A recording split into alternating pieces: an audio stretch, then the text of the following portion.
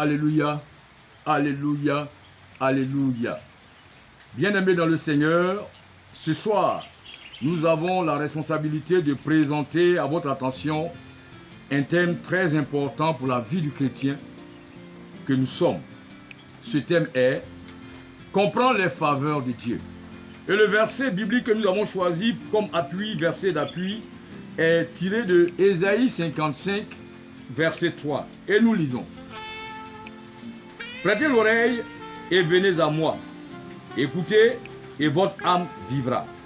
Je traiterai avec vous une alliance éternelle pour rendre durable mes faveurs envers David. » Alors, voici la parole du Seigneur.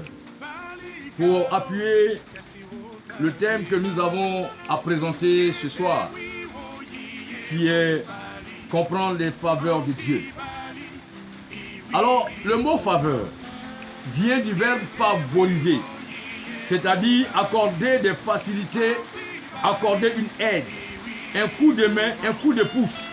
Ça veut donc dire que ce n'est pas à une généralité, mais plutôt à une entité choisie dans la généralité, à quelqu'un dans le groupe concerné par cette faveur, et c'est lui qui reçoit la faveur. Bon, actuellement, il pleut.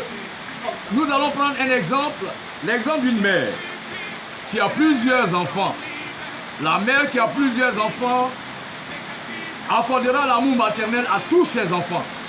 Mais elle accordera ses faveurs à celui qui a touché son cœur et qui répond réellement à l'éducation qu'elle leur a donnée,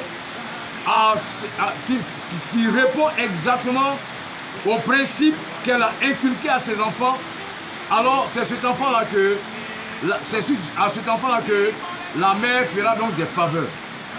Les faveurs ne sont donc pas pour tous, mais dirigées vers des entités, une entité définie, une personne, un groupe, un peuple, comme le peuple d'Israël dans le monde et comme l'homme dans la création. Alléluia.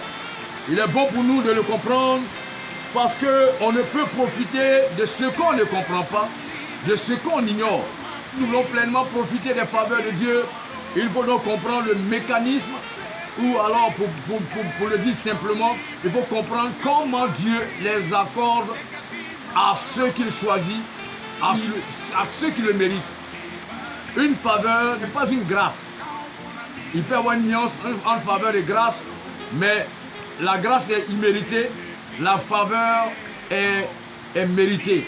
C'est comme je l'ai dit tout tantôt, dans l'exemple que j'ai pris concernant la mère qui a plusieurs enfants, qui manifeste l'amour maternel pour tous, mais qui accorde des faveurs à ceux qui touchent son cœur, à celui qui fait exactement comme elle veut, à celui qui répond à son éducation. C'est à celui-là qu'elle accorde ses faveurs. C'est exactement ce que Dieu fait avec son peuple, avec nous. Il est bon pour nous de comprendre comment et pourquoi ces faveurs sont accordées. Nous l'avons déjà dit. Nous allons remonter à la création parce que parler des faveurs ne commence pas maintenant. Les faveurs de Dieu ne commencent pas maintenant. Les faveurs de Dieu, comme je l'ai dit tantôt, un peu plus en haut dans l'introduction, les faveurs de Dieu sont accordées depuis le début de la création. Nous allons lire Genèse 1, verset 1. La Bible dit, « Au commencement, Dieu créa les cieux et la terre. » Ça, c'est le premier verset de la Bible. Et le psalmiste qui nous dit, dans le psaume 24, « À l'Éternel, la terre et ce qu'elle renferme, le monde et ceux qui l'habitent. » Dieu est donc le créateur et le propriétaire de la création. De ce fait, il doit donc entretenir la vie de la création pour qu'elle demeure. Ici, on ne peut donc pas parler de faveur. Mais si on voulait reporter ça à un comportement humain, on dirait qu'il a l'obligation morale d'agir ainsi. Pourquoi? Parce que c'est lui qui a créé. Et la création doit vivre. Et si elle doit vivre, elle a besoin du soleil, elle a besoin du vent, elle a besoin du CO2 en parlant des plantes pour la photosynthèse. Elle a besoin de tout ce qui est là pour qu'elle vive. Alors Dieu ne peut donc pas se dérober à cette mission qui est la sienne, puisque la création lui appartient. Mais dans la création, les faveurs sont accordées à une créature de façon particulière. Il s'agit de l'homme. D'abord, Dieu a créé tout avant de faire l'homme. L'homme a été fait la dernière des créatures. En Genèse 1, verset 26, il a dit « Faisons l'homme ». Or, pour les autres, il a ordonné que la terre produise, que les eaux produisent. Genèse 1, verset 11, verset 12, verset 20, verset 24. Et les animaux sont sortis des terres, les plantes sont sorties des terres. Mais pour faire l'homme, il a pris du temps en deux étapes. D'abord la terre, qu'il a fait sortir des eaux. Ensuite, il a formé le corps. En Genèse 2, verset 7. Et il a soufflé dans les narines un souffle de vie. Alors, dans la création, donc, on parlait des faveurs à propos de l'homme parmi toutes les créatures. L'homme est la seule créature qui a été faite différemment des autres. C'est une faveur. Et comme une faveur est accordée pour en profiter, ça veut donc dire que l'homme n'a pas reçu l'entité divine pour vivre sur la terre uniquement. Nous avons la réponse de Jésus lorsque le diable l'avait tenté avec la nourriture de la chair. Il lui a demandé de faire le pain avec des pierres. En Matthieu 4,4, en Luc 4,4, et le Seigneur répond: l'homme ne se nourrira pas seulement de pain, mais de toute parole qui sort de la bouche de Dieu. Et comme la nourriture nourrit la vie, pour qu'elle demeure ou pour qu'elle croisse, pour qu'elle s'épanouisse, il y a donc deux types de vie à nourrir dans le corps humain. Il y a la vie de la terre pour nourrir la chair. L'homme ne doit pas seulement se nourrir du pain, mais de toute parole qui sort de la bouche de Dieu. Et cette parole a été reprise de Deutéronome 8, verset 3. Il faut donc dire que l'homme seul a reçu cette faveur de recevoir une entité divine. Et c'est cette entité divine-là qui lui donne accès au ciel, à la vie du ciel. C'est une faveur. Mais cette faveur, il faut en profiter pleinement. Il faut la nourrir. Il faut respecter toutes les lois et les conditions qui sont attachées à cette faveur pour qu'elle soit profitable totalement. On n'est pas homme pour vivre uniquement sur la terre et mourir et disparaître, mais on est homme pour vivre sur la terre et préparer la vie du ciel. Alors, cette faveur d'avoir une entité divine est l'objet du combat du diable. Pourquoi? Il ne s'attaque jamais. Le diable ne s'attaquera jamais à quelqu'un qui est déjà de son pâturage. Non, il s'attaquera à vous. Si vous êtes l'image de Dieu, si vous ressemblez au Seigneur, si vous avez le caractère, vous avez l'esprit du Seigneur, il va vous tenter, pour tenter de vous dénaturer, pour vous corrompre. Et c'est ça le combat du diable. Dans la création, l'homme seul a la possibilité de vivre après la vie sur la terre, de vivre dans les cieux.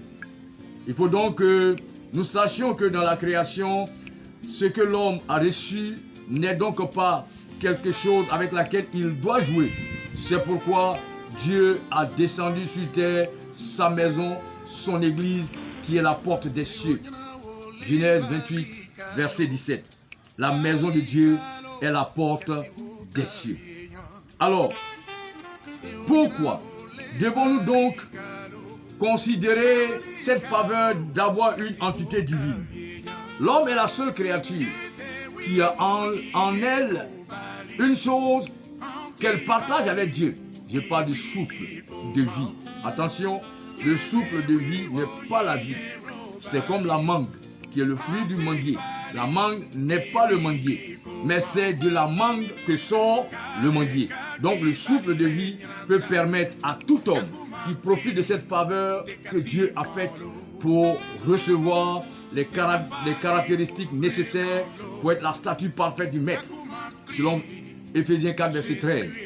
Alors, une créature qui est particulière parce qu'elle a reçu cette faveur du Seigneur d'être l'image de Dieu. Dans l'entité divine que l'homme a reçue, il y a des avantages. L'homme parle. Aucun animal ne parle. L'homme s'exprime devant Dieu. L'homme peut donc communier avec Dieu, communiquer avec Dieu. Pourquoi? Parce que dans la communion, il faut partager une chose pour que la communion soit possible. Cette faveur qui fait la différence est donc la raison qui permet à Dieu de donner la responsabilité à l'homme de dominer la création. Genèse 1, verset 26, verset 28. Dieu donne la responsabilité à l'homme de dominer. Parce que l'homme peut rendre compte à Dieu, l'homme peut communiquer avec Dieu. Cette faveur accordée à l'homme par Dieu en faisant de lui son image, fait de l'homme l'être cher à son cœur. La raison est simple, personne ne peut se séparer de son image. Voici une autre faveur qui est faite à l'homme, c'est que malgré tout ce que le diable fera, la faveur de Dieu est encore sur nous. Et au travers de la repentance, nous pouvons revenir à Dieu par la sanctification. Nous pouvons revenir à Dieu par la repentance. Alors, il faut donc comprendre que les faveurs de Dieu, comme l'a dit le verset que nous avons lu tout à l'heure, ne sont pas éternelles. Les faveurs de Dieu dépendent donc de l'alliance que nos pères ont faite et que nous allons réactiver en marchant dans les principes de ces alliances. Nous sommes chrétiens célestes, comme les Récabites en Jérémie 35. Il leur a été recommandé de ne pas boire d'alcool, nous ne mangeons pas de porc, même quelle que soit la transformation. Alors, il nous faut respecter ces choses. C'est ça la discipline. Avoir été fait à l'image de Dieu est une faveur énorme. Dieu veut donc que l'homme soit lié à lui. C'est pourquoi entre l'homme et lui, il y a quelque chose qu'ils partagent ensemble, c'est-à-dire l'entité divine. Ils peuvent donc être en communion. Il lui accorde donc la repentance comme faveur pour ne pas perdre le ciel. Il faut donc que nous soyons conscients de qui nous sommes pour que les faveurs de Dieu ne nous échappent point. On n'est pas sur la terre pour disparaître, mais on est sur la terre pour vivre dans les cieux après avoir préparé sur la terre la vie au ciel. Qui n'est pas prêt ne peut pas vivre ce pourquoi il ne s'est pas apprêté. À bon entendeur, salut. Il est donc normal que l'homme, qui est la seule créature dans la création qui parle, donc il peut communier avec Dieu, communiquer avec Dieu, échanger avec lui, soit donc rempli de l'Esprit de Dieu, est donc un esprit supérieur. Et cette faveur accordée à l'homme par Dieu, en faisant de lui son image, fait de lui l'être cher à son cœur. La raison est simple, je l'ai déjà dit, nulle part, dans aucune situation, personne ne peut vouloir se séparer de son image. On a toujours lavé son image. Aujourd'hui, on peut te saluer. Tu vas tout faire pour laver l'image, pour démontrer que ce qu'on a dit est faux. Mais si c'était vrai, tu feras tout, ça ne changera pas. À la seule condition que tu puisses alors t'adresser au Seigneur pour que le Seigneur transforme les choses. Avoir été fait à l'image de Dieu est une faveur énorme. Dieu veut donc que l'homme soit lié à lui par la communion et c'est pourquoi il lui accorde donc de pouvoir se repentir. Nous avons donc l'exemple d'Ézéchias. En Ésaïe 38, Ézéchias était malade et Dieu avait donné l'information qu'il mourrait. Mais lorsqu'il s'est repenti, Dieu est revenu sur sa parole. Il faut donc dire que l'homme est capable de ramener Dieu, les faveurs de Dieu vers lui, mais par la repentance. Et nous avons vu également l'exemple de Bartimée. Bartimée était aveugle. Et lorsque Jésus lui a ouvert les yeux, vous prenez Marc 10, à partir du verset 50 à 53, il a suivi Jésus dans le chemin lorsque Dieu lui a ouvert les yeux. Les faveurs de Dieu nous sont donc accordées pour deux raisons. La première, c'est pour témoigner. La deuxième, c'est pour être un témoignage. Témoigner par l'obéissance à Dieu en marchant dans la parole, dans la discipline de la parole, donc en devenant disciple. On ne doit pas rester chrétien, parce que chrétien, c'est celui qui va à l'église.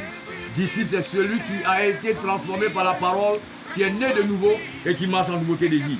Être un témoignage pour le monde, qui doit voir en nous des valeurs supérieures à cause de notre communion avec l'Esprit de Dieu. Alors, comprenez que l'homme a un esprit supérieur. L'esprit supérieur, c'est l'esprit du Seigneur.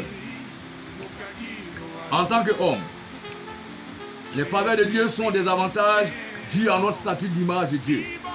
Mais comme nous le dit le texte que nous avons choisi en Isaïe 55, verset 3, les faveurs de Dieu ne sont pas éternelles si elles ne sont pas réactivées par l'alliance des pères.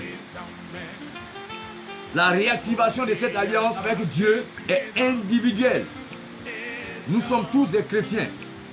Et notre alliance, nous chrétiens célestes, nous sommes des enfants d'Osophat. Une personne qui a reçu une église dans laquelle la sanctification est de mise. Mais alors, il faut donc que cette alliance que Dieu a faite avec son serviteur Osophat soit donc respectée par nous. C'est pourquoi en Isaïe 55, verset 3, Dieu dit à son peuple que chacun doit faire donc alliance avec lui pour que les faveurs de David soient durables. C'est une façon de dire que si nous voulons profiter et rester dans les faveurs du pasteur Osophat, qui est celui qui a reçu l'église du christianisme céleste, une église de sacrificateurs, une église basée sur la sanctification, une église qui marche dans l'intégrité de la parole, alors il nous faut donc activer notre alliance, cette alliance que Dieu a faite avec le pasteur Osophat. Dans le mot alliance, nous avons le verbe allier. Il a dit mettre ensemble. Et dans le verbe allier, nous avons le verbe lier. C'est-à-dire faire alliance, c'est s'allier par des liens. Et l'alliance ne peut se faire sans communion. Alors, la communion est la base de notre vie. La base, la communion dans le respect de la parole, dans la discipline de marche de la parole est la base de notre vie. Si donc, la mère qui a plusieurs enfants manifestera l'amour maternel pour tous les enfants, mais ces faveurs ne seront accordées qu'à ceux qui ont touché son cœur. Il faut donc que nous, chrétiens, en tant que chrétiens, nous puissions donc respecter ce qui discipline notre vie, ce qui marque notre vie. Les faveurs de Dieu sont donc actives et remarquables si notre baptême est un engagement d'une bonne conscience. C'est le départ. 1 Pierre 3, verset 21. Le baptême est l'engagement d'une bonne conscience. Beaucoup de personnes sont sorties de l'eau, ils ont été lavés, mais ils n'ont pas été baptisés. Parce que le baptême, le sens biblique du baptême, c'est l'engagement d'une bonne conscience envers Dieu. Les faveurs qui sont accordées aux enfants de Dieu sont d'abord pour ceux qui sont engagés avec la bonne conscience, qui se sont séparés du monde, qui ne marchent plus selon la vision du monde, selon les principes du monde, qui ne sont plus alors en train de dire j'ai une alliance personnelle avec Dieu. Qui t'a dit que ton alliance, cette alliance que tu as personnellement avec Dieu est une alliance qui lui plaît, pendant que tu fais des choses que lui n'aime pas. Ensuite, les faveurs de Dieu seront actives pour nous qui sommes à l'œuvre pour faire connaître Christ à travers nos comportements. Je veux parler de la conversion. Nous pouvons prendre 2 Corinthiens 5 à partir du verset 17 au verset 20, au verset 21. Nous sommes une nouvelle création. Les choses anciennes sont passées. Les faveurs de Dieu ne sont pas pour le monde, mais les faveurs de Dieu sont pour ceux qui sont ses enfants. Et c'est pourquoi, autrefois, en Égypte, lorsque l'esprit de mort passait, tous ceux qui avaient le sang marqué sur le linteau de leur porte n'avaient pas été touchés. C'est une faveur de Dieu. Ceux qui ont l'esprit de Dieu sont appelés enfants de Dieu. Ils sont héritiers donc de ce qui appartient à Dieu. Alors, nous serons toujours la tête et jamais la queue si nous marchons selon les principes que le Seigneur a donnés à ses enfants, à tous ceux qui donc sont donc conscients de leur nature, de qui ils sont, de leur identité, de leur statut. Les faveurs de Dieu nous apportent alors la garantie du secours, la garantie de la protection, la garantie de son assistance, la garantie de son action pour gagner, pour vaincre, de son action pour grandir. Alors, chers amis, il faut donc comprendre qu'en tant que chrétiens, nous sommes étrangers et voyageurs sur la terre. Nous ne sommes pas d'ici. Or, dans le mot étranger, lorsque nous enlevons le R, on a l'adjectif. étrange. Nous devons donc être étranges pour la vie de ce monde. Nous ne sommes pas de ce monde. Et la faveur de Dieu ne peut pas être accordée au monde, mais aux enfants de Dieu. Même pour le principe même de l'évangélisation, vous prenez Luc 10, Matthieu 10, vous allez voir que le Seigneur a dit à ses disciples, n'allez pas vers le monde, vers les Samaritains, mais allez d'abord vers les enfants d'Israël.